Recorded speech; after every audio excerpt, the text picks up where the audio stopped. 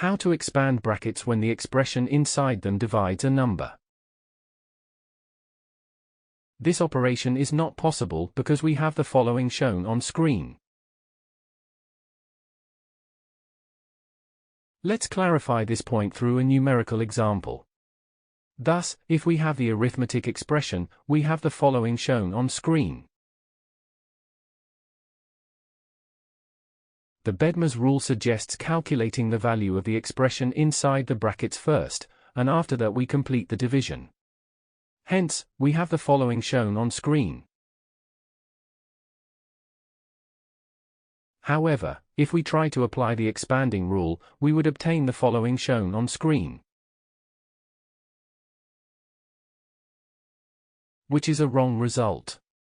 Therefore, the property of expanding brackets is not applicable when a number divides an expression inside brackets.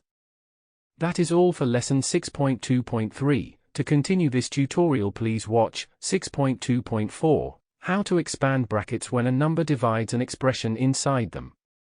Thank you for watching. Make sure to like and subscribe to keep up to date with new videos. For more information, calculators, and tutorials, please visit www.icalculator.info.